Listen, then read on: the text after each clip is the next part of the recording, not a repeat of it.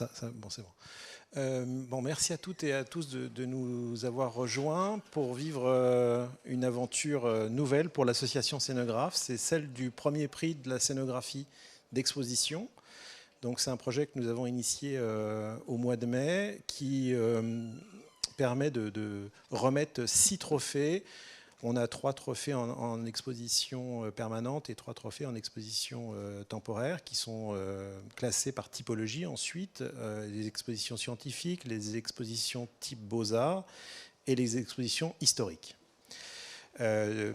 Donc on a l'association Scénographe qui existe depuis 15 ans, s'est lancée dans ce projet ambitieux. Il n'y avait jusqu'à maintenant aucun prix de la scénographie. Vous connaissez tous les Molières, les Césars, les prix Goncourt et autres qui permettent de valoriser d'autres types d'art. Il n'y avait pas de prix du tout en scénographie d'exposition. Donc on s'est lancé dessus et on a eu un beau succès puisqu'on a reçu 69 candidatures, donc 69 projets d'exposition. Nous avons sollicité un jury professionnel de 5 personnes qui ont déjà fait une sélection de 3 projets par typologie, donc 3 projets finalistes que vous allez découvrir maintenant. Et on mobilise le public sur notre stand ou durant cet atelier pour noter et choisir quels sont les projets qui seront lauréats. Il y a une remise des prix demain sur Fluctuart. Donc c'est une structure au niveau du pont Alexandre III de 15h à 20h avec la remise des prix à 16h30. Vous êtes tous, en tant que membre du jury public, invités à cet événement. Il y aura un cocktail. Donc c'est demain à 15h à Fluctuart et on pourra vous redonner les informations. À la suite de cet atelier, à 12h30, nous avons un pot auquel aussi vous êtes invités sur le stand de l'association Scénographe. On pourra vous redonner des informations sur l'adresse de Fluctuart exacte si ça vous intéresse de venir demain. Donc on va vous faire défiler les 18 projets. On vous a remis une petite fiche qui vous permet de choisir quel est le projet le meilleur pour vous. C'est un exercice de style un petit peu difficile puisque en fait il s'agit de juger de la scénographie à partir de photographies. L'idéal aurait été qu'on soit tous en capacité d'aller visiter ces événements, mais bon, vous comprenez que ce n'est pas tout à fait possible. Pour cette année 0 du prix, on n'a pas mis de timing, donc en fait vous pouvez aussi avoir des projets un petit peu anciens, c'était l'idée. L'ambition de l'association Scénographe, c'est de lancer ensuite un prix qui permettra de valoriser les expositions des 2 ou 3 dernières années. Voilà. Donc vous serez sollicité pour mettre votre choix, donc il faut un petit stylo, chacun, le choix dans la case, et malheureusement les cases ne sont pas exactement dans le même ordre que le... Parce qu'on aurait pu faire simple, mais on s'est dit non, ils sont super malins. Donc voilà, on vous redira au niveau des cases, mais si jamais il y a une erreur, vous inquiétez pas, puisque chaque projet en fait a un numéro différent, donc nous on s'y retrouvera si par malheur vous mettez pas exactement le bon numéro en face de la bonne ligne. Donc on a 6 prix, 6 trophées qui vont être remis et on a aussi un prix spécial. Marie-Laure va vous expliquer. Donc Frédéric vient de vous expliquer, on a fait ça, on a démarré cette idée du projet le 10 mai pour la raison très simple, parce que vous le connaissez sans doute tous, que notre ami Jean-Jacques Bravo, fondateur de l'association, nous a quittés le 30 mars dernier et nous avons souhaité que tous les événements de l'association Scénographe qu'il avait fondée il y a 15 ans et avec lequel il était extrêmement actif, et plus particulièrement depuis 5 ans, nous devions le nommer président le 7 avril, il nous a quittés le 30 mars. Et donc, cette idée de prix qui datait de 2013 était restée une sorte de, voilà, de chose qui... une latence, on va dire. Et le départ de notre ami nous a remis le pied à l'étrier parce que nous avons créé un prix Bravo. Il a un nom quand même prédestiné, ce garçon. Et nous avons créé un prix Bravo qui lui sera décerné demain après-midi à titre posthume pour sa carrière, pour le coup. Donc nous aurons donc ces 6 prix sur lesquels vous allez voter et le prix Bravo qui est déjà décerné à 17h30 demain. Voilà. Merci. Et le prix Bravo sera aussi remis chaque année, donc à un scénographe, soit on va dire en fin de carrière, soit un scénographe ayant rendu un service dit exceptionnel à la défense de notre profession. Voilà. On va visiter donc 18 projets d'exposition. On va être obligé d'aller un petit peu vite, parce qu'on a un timing à tenir. Donc, ils sont, comme je vous l'ai dit, classés par typologie. On commence avec les expositions temporaires Beaux-Arts, qui est un projet qui correspond à la première ligne verte sur votre carte. Je crois que c'est la 4e. Nous avons donc 3 projets finalistes. Le premier projet, c'est l'exposition Art du Bénin d'hier et d'aujourd'hui, fait par l'agence Les Crayons. Donc c'est un projet qui date de 2022 pour 1,5 million et qui se tenait au Palais de la Marina au Bénin. Donc on va vous présenter rapidement le plan de l'exposition. C'est juste pour avoir un petit aperçu.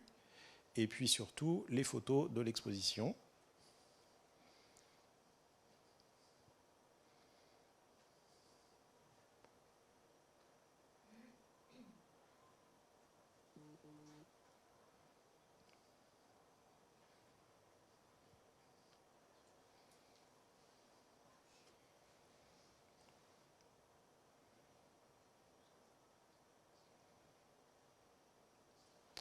Le deuxième projet en concurrence, c'est le projet de Frédéric Beauclerc, une exposition qui s'appelle le Château de Versailles en 100 chefs-d'œuvre.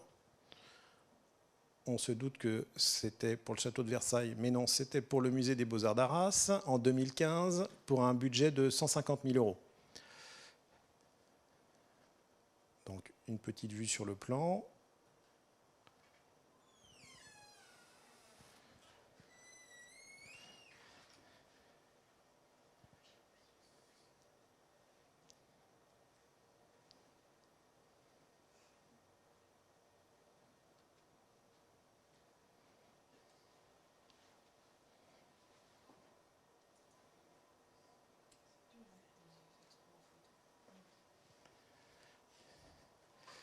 Le troisième projet, c'est l'exposition des Grands Mongols au Maharaja par BGC Studio.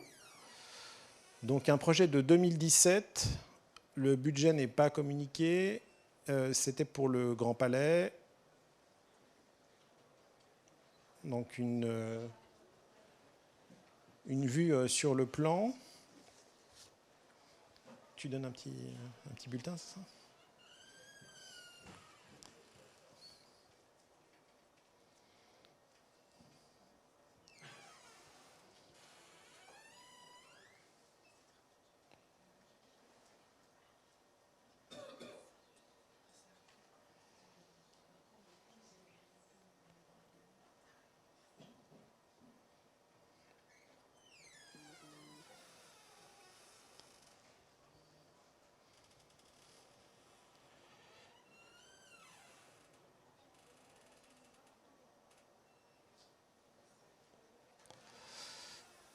Voilà, on a fini la première typologie d'exposition temporaire Beaux-Arts. Vous êtes maintenant invité à voter pour le projet 1, 2 ou 3. Donc vous reportez ce numéro dans la case en face de l'exposition temporaire Beaux-Arts. Et si vous avez un petit résumé, donc le 1 pour l'agence Les Crayons, le 2 pour l'agence Frédéric Beauclerc et le 3 pour BGC Studio. On vous laisse, sur leur état, on vous laisse quelques secondes de réflexion.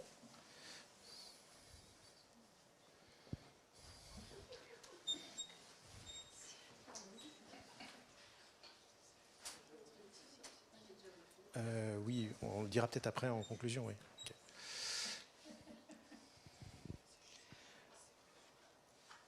Est-ce que tu prends la main, là, Donc on passe à la deuxième. On a oublié de vous dire qu'en fait, on a un petit peu mâché le boulot de nos scénographes compte tenu des délais extrêmement courts qu'on leur a donnés en leur donnant une fiche. Petite équipe, petit texte, une fiche plan et 5 photos. On leur a un petit peu, pour pas que... En plus, les 5 membres du jury, qui se sont quand même bien arrachés les cheveux, je crois que j'en vois 2 dans la salle, qui doivent nous détester parce qu'ils ont passé quelques paquets d'heures à faire 207 notes. Voilà, donc ça... Oui, excusez-moi. Oui, parce que donc on a demandé à nos 5 membres du jury, Marie-Laure va les citer, de noter les 69 projets candidats sur 3 critères. Donc on leur a demandé chacun de produire 217 notes, tout ça Tout ça en 3 jours, dont un week-end. Donc, on les a un petit peu emmenés dans une aventure folle.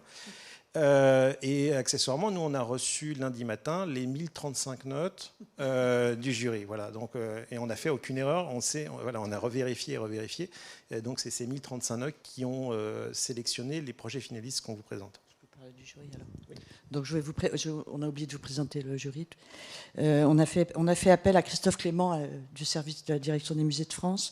On a fait appel à Michel Rougier, directeur du musée au Parc Alésia, à François Vess, ex-commissaire d'exposition à la Cité des Sciences et directeur adjoint des publics au musée du Louvre, et Elisabeth Caillet, philosophe et muséologue, pardon, je suis sur l'image, excuse-moi alors, et Jean-Jacques Ezrati, notre concepteur éclairagiste que tout le monde connaît, qui est là, caché, qui a été longtemps conseil au ministère de la Culture. Ce qui nous faisait un jury assez à la fois institutionnel, enfin, voilà, très varié. Voilà.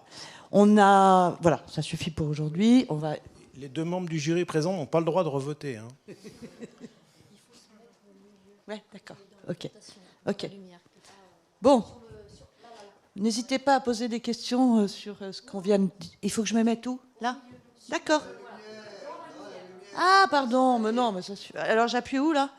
Sur le bouton vert. Celui-là? Exposition temporaire scientifique, c'est la dernière case. C'est la dernière case de votre carte. Alors, le projet numéro 4 de Dumas-Primbaud, Rémi Dumas-Primbaud, du EMA, à Lascaux, une exposition internationale. À quel itinéraire d'ailleurs? Qui était à quel endroit? Au Conseil départemental de la Dordogne. Budget 1 650 000. Pour ne rien.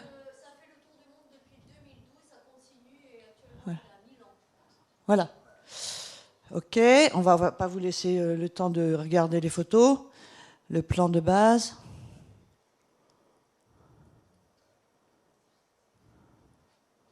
Je vous laisse admirer. Hein.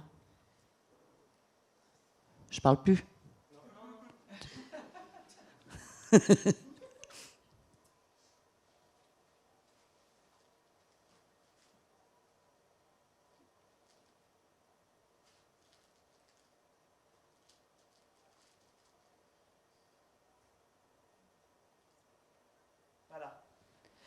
On passe au second projet de l'agence MAW, je ne sais jamais, Philippe Maffre, architecte, scénographe. MAW. Le Monde en sphère, numéro 5, qui était à la Bibliothèque nationale de France en 2019 pour un budget de scénographie de 170 000 €. On a oublié de mettre les surfaces, mais on inventera. Voilà.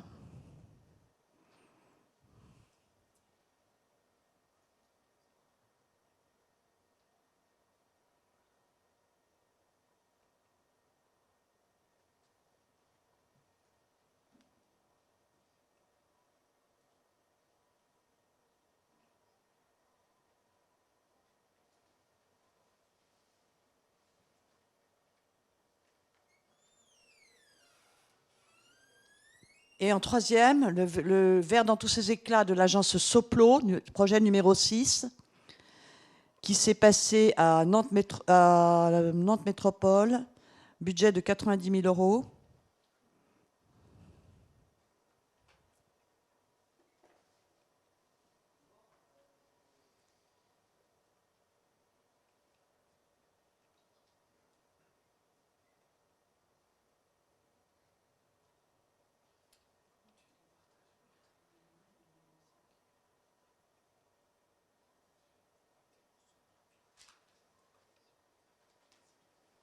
Petite synthèse. Lascaux, Dumas, Le Monde en sphère, MAW. Pardon. MAW. Philippe, quoi, bref. Le Vert dans tous ses éclats, Soplo. C'est la dernière. De vote, oui. Donc vous mettez 4, 5 ou 6. Vous avez le droit qu'à un seul choix, bien sûr.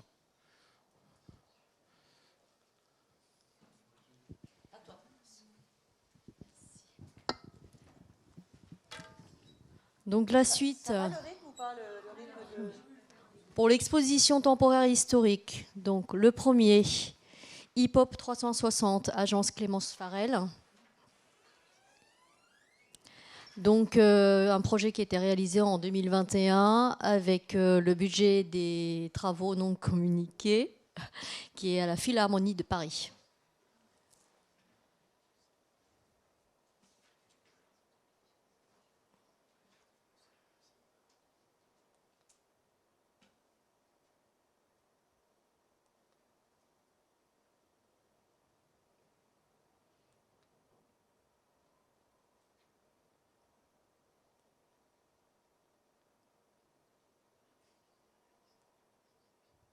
Deuxième projet, Le Dragon et le Phénix, BGC Studio, un projet qui a été réalisé au Louvre Abu Dhabi en 2021, le budget des travaux 1,1 million.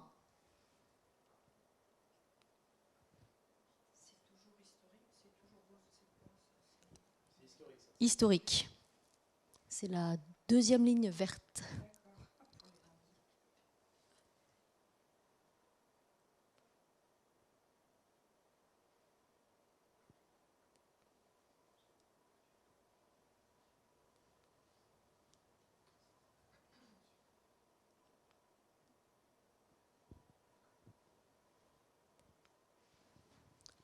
Troisième projet et dernier dans cette catégorie, les 80 ans des gratte-ciel du Xéno, un projet qui a été réalisé en 2014 avec un budget de 500 000 € à Villeurbanne.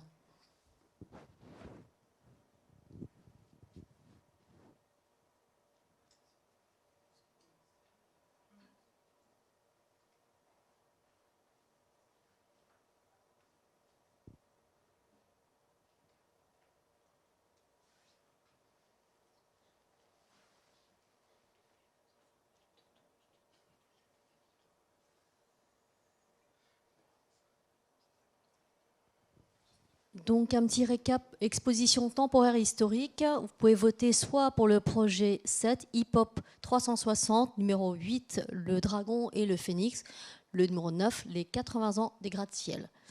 Et normalement, on a passé en revue les 3 projets dans la catégorie exposition temporaire. Pour ceux qui ont raté le début, je vous invite à revoir ces projets sur le stand de l'association de scénographes au C31. 21. C'est 21.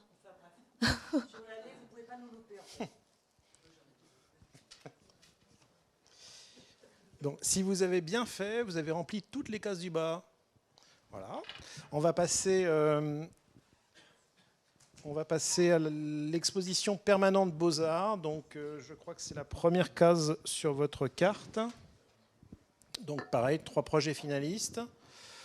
Nous avons l'Atelier de Lille pour le musée Rodin. Un projet de 2015 pour 2,5 millions, donc au musée Rodin à Paris.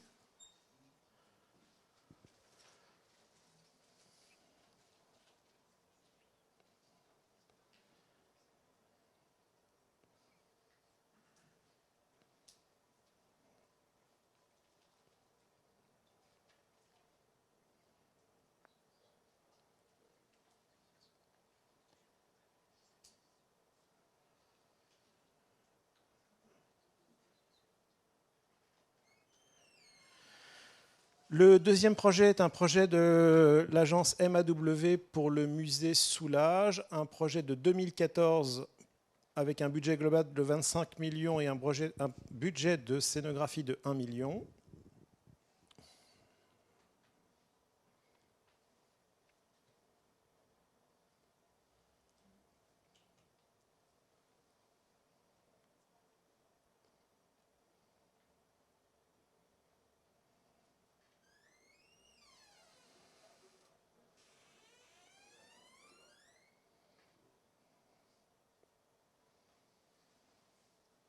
Le troisième et dernier projet pour cette catégorie est le musée du Louvre lance la Galerie du Temps par le studio Adrien Gardère.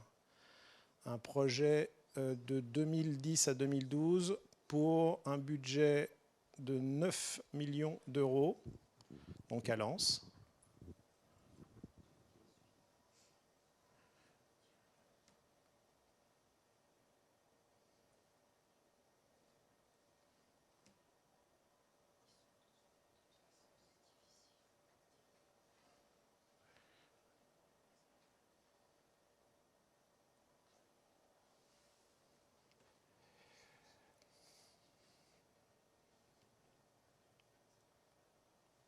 Voilà, vous êtes invité à voter donc sur la première case de votre bulletin pour le projet 10, le musée Rodin, le projet 11, le musée Soulages, ou le projet 12, le musée du Louvre-Lens, la galerie du Temps.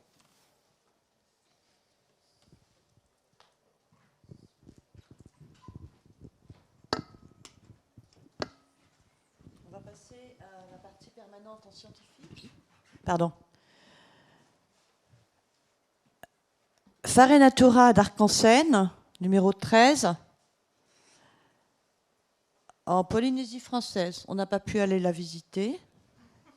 C'est dommage. Budget de 809 KE.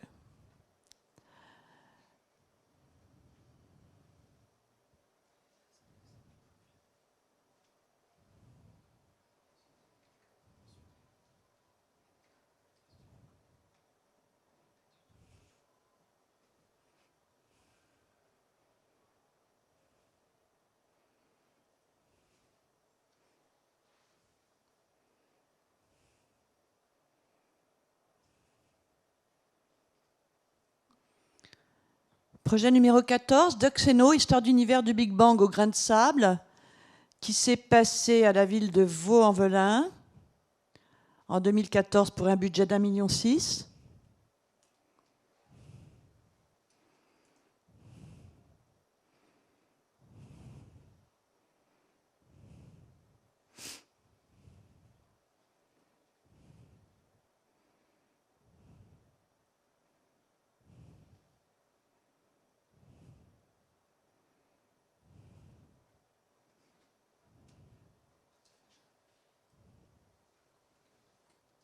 Et enfin, MAW, Trésor de la Terre, Galerie de Minéralogie, en 2014 pour un budget de 500 000 euros.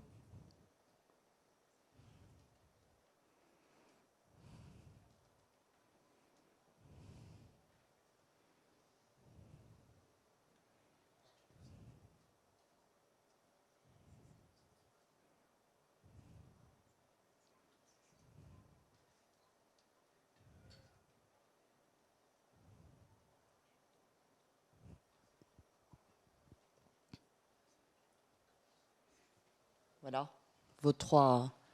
J'ai oublié de dire que c'était au Muséum national d'histoire naturelle pour le Trésor de la guerre. C'est la 3e ligne bleue de votre bulletin de vote, pour ceux qui suivent. C'est ton tour, je crois. Tu restes là ? Oui, je suis restée là. Donc, dernière catégorie dans l'exposition permanente historique. Musée au Parc Alésia avant Agence Clémence Farel. Projet réalisé en 2021 avec un budget de 2,4 millions. Donc à Alésia. Enfin, musée au Parc d'Alésia en Côte d'Or.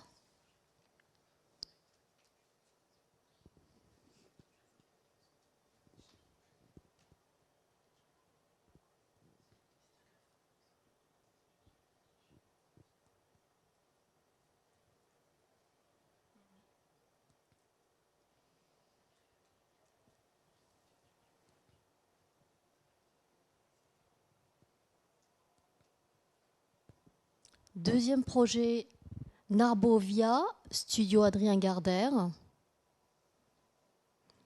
Projet réalisé entre 2012 et 2021 avec un budget de 3 692 000 euros à Narbonne.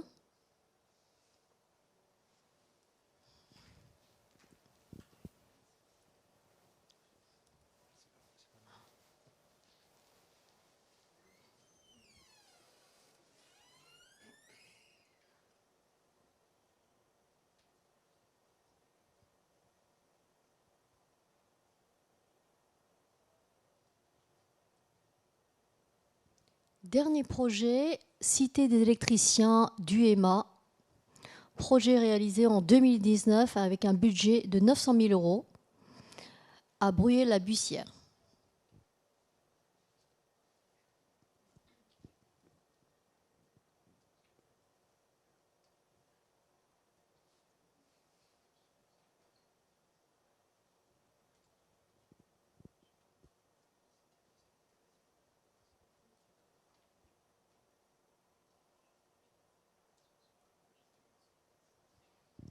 Et donc, les 3 derniers projets en lice, donc Muséoparc Alésia numéro 16, Narbovia numéro 17 et Cité des électriciens numéro 18 dans la catégorie exposition permanente historique.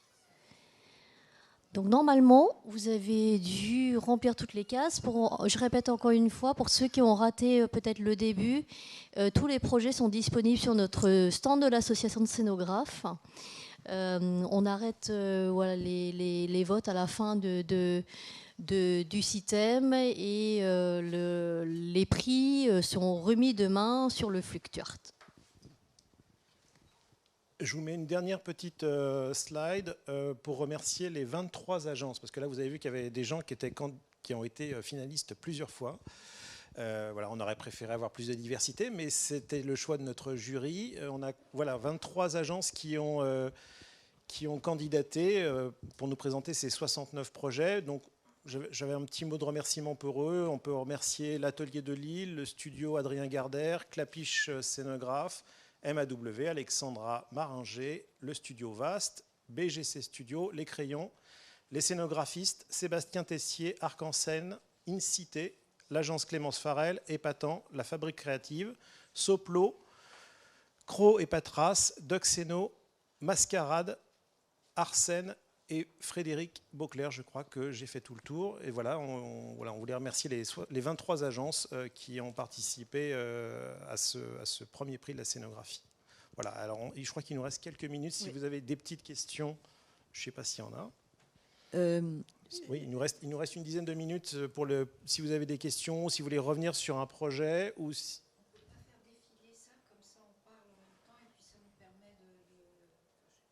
Il y a 2 touches avant-arrière, donc je ne suis pas... Pour ceux qui veulent connaître un petit peu plus sur les descriptifs des projets, on a imprimé sur le stand de l'association des petites plaquettes. Ça vous permet de lire la description des projets qu'on n'a pas pu le faire lors de ce courte présentation. Oui, parce que bien évidemment, on n'a cité que les scénographes et bien sûr, c'est un travail d'équipe. Donc, sur chaque fiche, vous retrouvez bien sûr l'identité des graphistes, des éclairagistes, des gens du multimédia, de l'audiovisuel. On ne pouvait pas tous les citer à ce stade-là, mais ils sont tous sur ces fiches-là que vous pouvez consulter sur notre stand de l'association Scénographe ou qu'on pourra vous envoyer si vous nous en faites la demande. Oui, je rebondis sur ce que vient de dire Frédéric avant la question de... C'est qu'en fait, ce n'est pas le prix d'un scénographe, c'est le prix d'une exposition scénographiée. Donc c'est pour ça que c'est très important de spécifier qu'il y a une équipe derrière. Alors, pour ne rien vous cacher, ce prix 0 a été fait en 1 mois et 8 jours. Pardon. Tu veux que je m'en aille ? Dans la lumière. En 1 mois. Et donc, on va se poser beaucoup de questions cette année sur la suite du prix 1 de l'année prochaine. On va recueillir un certain nombre de remarques. Là, par exemple, déjà, on sait que comment on fait pour comparer une expo de 40 000 € avec une expo de 1 700 000. Donc ça, c'est clair. Ensuite, est-ce qu'il fallait des scénographes dans le jury, etc. Et des questions, on en aura beaucoup encore, qu'on va essayer de résoudre dans l'année. En tout cas, on va recueillir un certain nombre. On va ouvrir un, je ne sais pas quoi, pour avoir des retours sur ce premier prix qui a été fait dans une situation, je répète encore une fois, suite au départ de Jean-Jacques et dans une situation un petit peu d'urgence par notre présence au système. Voilà. S'il y a des questions ?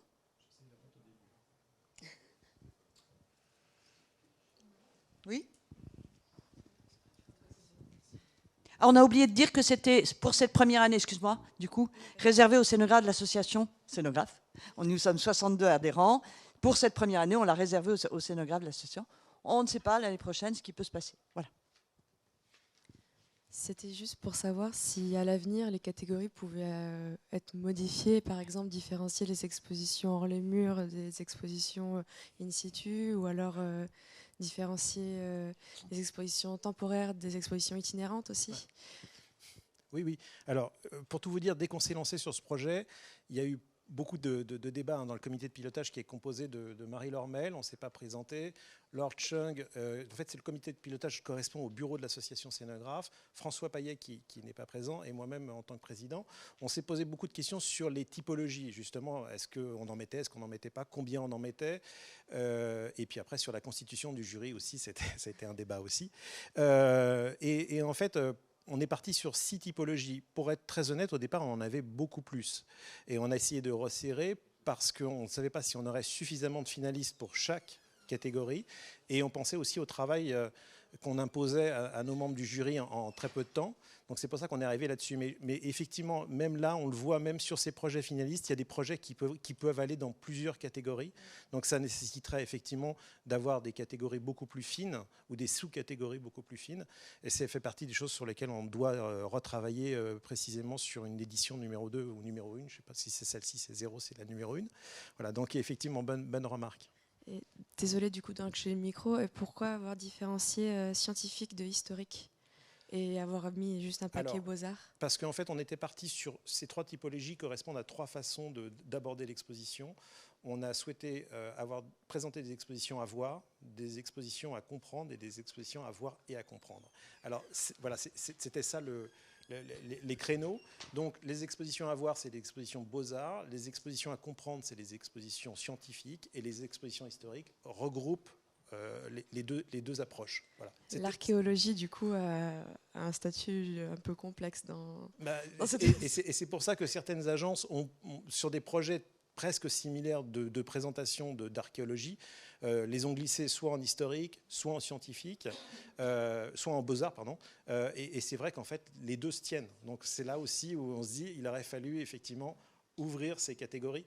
Mais notre crainte, encore une fois, c'était d'avoir beaucoup de prix, et puis là on met 6 trophées, donc on s'est dit si on en met 18, est-ce qu'on va être en capacité de le faire, et surtout d'avoir suffisamment de projets dans chaque catégorie. C'était ça notre inquiétude, parce que ça n'aurait pas eu de sens de remettre un prix de la scénographie si on avait un candidat ou 2 candidats dans chaque catégorie. Donc c'est pour ça qu'on avait resserré, mais ça a les limites effectivement de notre approche. J'arrête avec les questions. Je vais rajouter, si tu permets, Frédéric, pour répondre à cette jeune fille, merci de tes questions. C'est que dans Historique, on voulait intégrer aussi, et c'est explicité, les centres d'interprétation et les lieux de mémoire, et pas nécessairement les musées sans collection qu'on trouve beaucoup sur les routes de France et de Navarre. Voilà. D'autres questions? S'il n'y a pas d'autres questions, on va boire un coup alors. Juste une petite dernière question. Est-ce qu'il y a une dotation avec le prix ou est-ce qu'il y aura dans les années futures des dotations? Alors, dotation, si vous entendez un prix, alors oui, on a fabriqué, conçu des prix. On a tout fait jusqu'au bout, jusqu'à avoir même un protocole de remise des prix assez détaillé. Après, c'est des prix qu'on a fait qui sont un peu des clins d'œil. Il n'y a pas de dotation financière. Voilà. Mais je pense que pour l'instant, on n'a pas suffisamment de moyens pour faire ça. Et puis, vous avez vu l'importance des projets. C'est vrai que ces agences qui font des projets à 2, 3, 25 millions, on ne va pas leur mettre un prix de 2 000 €, quoi. Voilà. Donc, qu'on n'a pas. Et voilà. Mais donc, pour l'instant, on n'est pas dans cette approche-là. On a plein de choses sur lesquelles on doit travailler, bien évidemment. La notion de prix et dotation peut être intéressante, par exemple, si ça permettait de lancer d'autres projets, je pense, ou d'appuyer d'autres projets, je ne sais pas. Mais pour l'instant, on remet des trophées qui sont assez jolis et que vous pourrez découvrir demain sur Fluctuart si vous nous faites le plaisir d'y venir. Sur ce, je vous invite tous à rejoindre le stand C21, C29, le stand de l'association Scénographe, où, comme tous les ans, nous offrons... Je vais collecter vos petits cartons avant de partir, s'il vous plaît. Nous offrons un pot. Ne repartez pas avec. Merci. Merci. Oui. Oui. Merci. Merci. Ah oui.